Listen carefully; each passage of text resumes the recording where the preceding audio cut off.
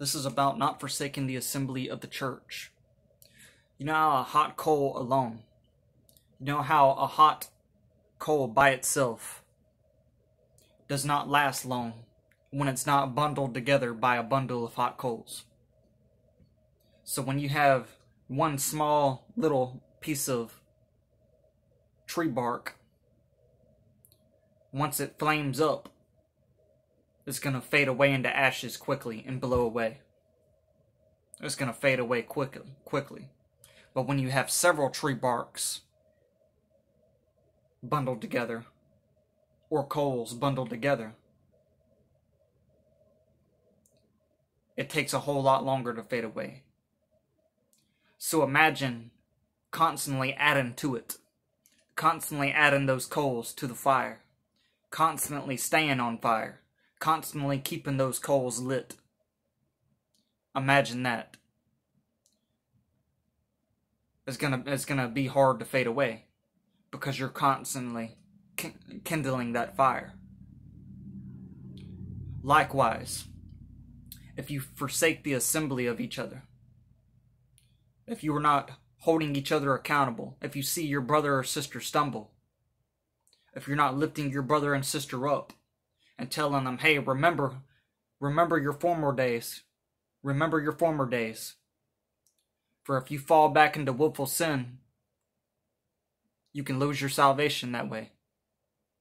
If you fall back and you die in it and you go beyond the prodigal son and you become like Judas Iscariot, you can lose your salvation. So remember those former days. Come back to the light, brother. Come back to the light, sister. Don't go back that way. Turn back to God. Don't go back the way. Don't stay there.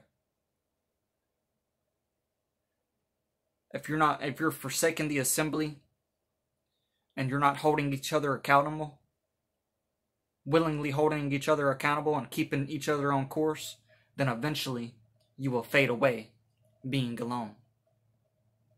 If you're not open to being corrected, if a brother or sister sees you fall into temptation and falling into sin, and they're not lifting you back up and trying to persuade you to come out of that, and they see you living in it, then they don't truly love you, if they're not saying something about it. Likewise,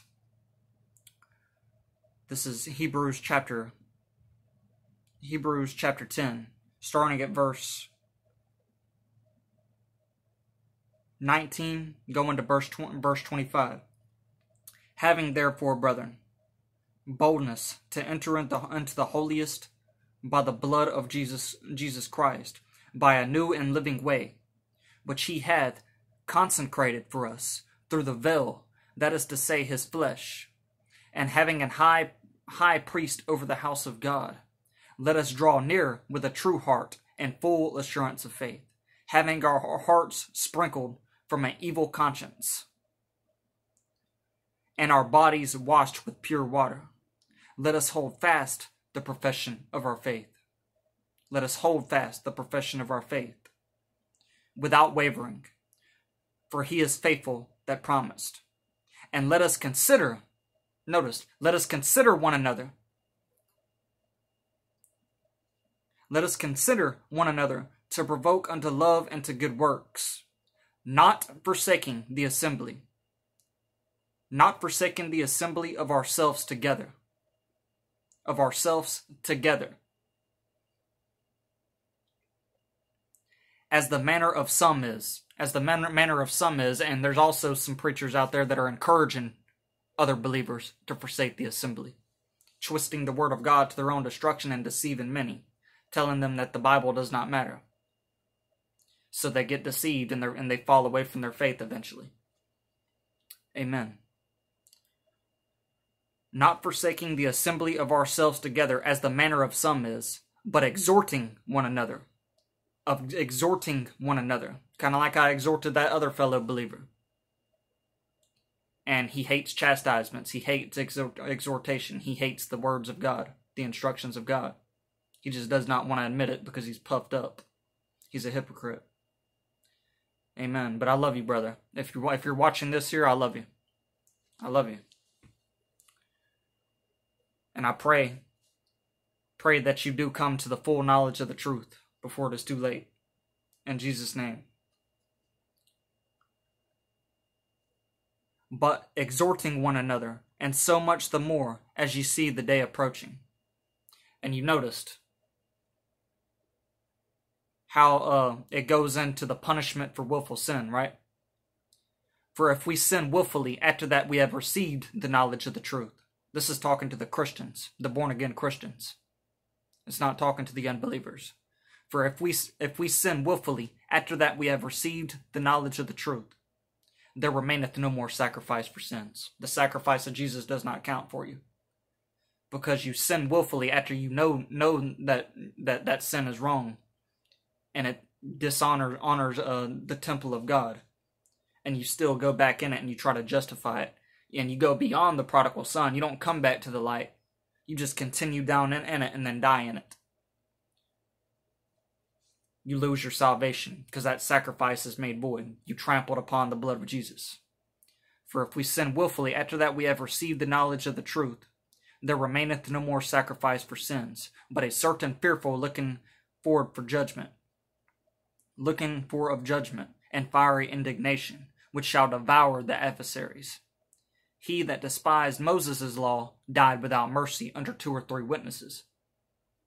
Of how much sore punishment, suppose ye, shall he be thought worthy, who had trodden under foot the Son of Man, the Son of God, who has trampled upon the blood of Jesus, trying to use the blood of Jesus as a license to continue to break the covenant of God, trying to use faith as an excuse, trying to use the grace of God as an excuse to go against the laws of God, trying to destroy and make the law void through your faith.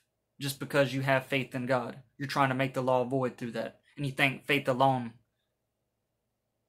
can save you. You think that just believing that God exists can save you. And you don't think that you should deny yourself daily, obey God, and avoid living in continuous sins. Because you think that you're already, that grace and that faith gives you a license to continue in sin. So you're trampling upon the blood of Jesus that way. And you think that you can just live in continuous sin and willfully continue to sin because you think you're already good. That cross already covered you. You can do that. But really, there remaineth no more sacrifice for people like that, who trodden under foot the Son of God, and hath counted the blood of the covenant, wherewith he was sanctified, an unholy thing. You have counted it unholy. And have done despite unto the Spirit of grace. For we know him that hath said, Vengeance belongeth to me. I will recompense, saith the Lord. And again the Lord shall judge his people. It is a fearful thing to fall in the hands of the living God. And then, once you read on, it talks about how many of us were saved from that there, and we don't. And it talks about us remembering the former days. Remember what we have done in the past, our old man, and how if we fall back into that, we can be in danger of losing our salvation if we fall back into our old ways. And it goes into detail of that there. So you notice how Hebrews 10:26 comes after talking about not forsaking the assembly. Now, if you stay kindled together and on fire for God, holding each other accountable, that can protect you right there. That can help you avoid willful sin.